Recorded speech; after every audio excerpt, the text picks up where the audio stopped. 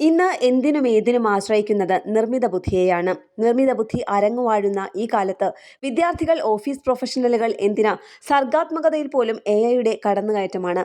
Assignment ഉണ്ടാക്കണോ, presentation തയ്യാറാക്കാനോ, content എഴുതാനോ AI ഒരു കൂട്ടുകാരനെ പോലെ ഒപ്പമുണ്ട്.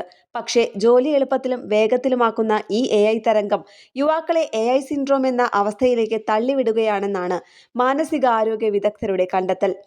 മനുഷ്യർ ഇന്ന് എല്ലാ കാര്യങ്ങൾക്കും AI വളരെയധികം ആശ്രയിക്കുന്നതിനാൽ സ്വന്തമായി ചിന്തിക്കാനും ആത്മവിശ്വാസം നേടാനുമുള്ള കഴിവ് നഷ്ടപ്പെടുന്നു. ഇത് ആളുകളിൽ വിഷാദത്തിനും നിരാശയ്ക്കുമുള്ള സാഹചര്യം ഒരുക്കുന്നു. യുവതലമുറയിൽപ്പെട്ടവരാണ് കൂടുതലും ഇത്തരത്തിലുള്ള മാനസിക പിരിമുറുക്കത്തിന് ഇരയായിക്കൊണ്ടിരിക്കുന്നത്. എന്താണ് AI depression syndrome? AI depression syndrome ഒരു രോഗാവസ്ഥയല്ല, മറിച്ച് ഒരു മാനസികാവസ്ഥയാണ്. ഒരു വ്യക്തി ആർട്ടിഫിഷ്യൽ ഇന്റലിജൻസിനെ അമിതമായി ആശ്രയിക്കുന്നതിനാൽ സ്വയം ചിന്തിക്കാനും ക്രിയേറ്റീവായി പ്രവർത്തിക്കാനുമുള്ള കഴിവ് നഷ്ടപ്പെടുന്നു. AI ഇല്ലാതെ തനിക്ക് ഒന്നും ശരിയായി ചെയ്യാൻ കഴിയില്ലെന്ന് ഒരു വ്യക്തിക്ക് തോന്നുന്നു. ആത്മവിശ്വാസം ക്രമേണ കുറയുന്നു. സ്വന്തമായി ചിന്തിക്കാനാകാതെ വരുന്നു. ആകെ ഒരു ശൂന്യത അനുഭവപ്പെടുന്നു. ഈ അവസ്ഥ ദീർഘകാലം നിലനിൽക്കുകയാണെങ്കിൽ വിഷാദത്തിന് വഴിമാറാം.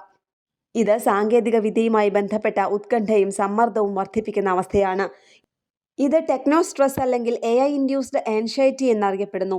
വിദഗ്ധരുടെ അഭിപ്രായത്തിൽ ജെൻസി വിഭാഗത്തിൽപ്പെട്ടവർക്കാണ് ഈ പ്രശ്നം കൂടുതലായി കണ്ടുവരുന്നത്. ഇതിന് പിന്നിൽ നിരവധി കാരണങ്ങളുമുണ്ട്. AI കാരണമുണ്ടാകുന്ന വിഷാദത്തെ എളുപ്പത്തിൽ തിരിച്ചറിഞ്ഞ് ദിവസവും കുറച്ചു മണിക്കൂറുകൾ മൊബൈലിൽ നിന്നും ലാപ്ടോപ്പിൽ നിന്നും അകലം പാലിക്കുക. പകരം പുസ്തകങ്ങൾ വായിക്കുക, നടക്കാൻ പോവുക അല്ലെങ്കിൽ കുടുംബത്തോടൊപ്പം സമയം ചിലവഴിക്കുക. യഥാർത്ഥ ബന്ധങ്ങൾക്ക് സമയം നൽകുക. സുഹൃത്തുക്കളും കുടുംബാംഗങ്ങളോടുമൊപ്പം സമയം ചിലവഴിക്കുന്നതിലൂടെ ഏകാന്തതയും സമ്മർദ്ദവും ഒരു പരിധിവരെ കുറയ്ക്കാൻ സാധിക്കും. ന്യൂസ് ഡെസ്ക് കേരള പ്രണാമം.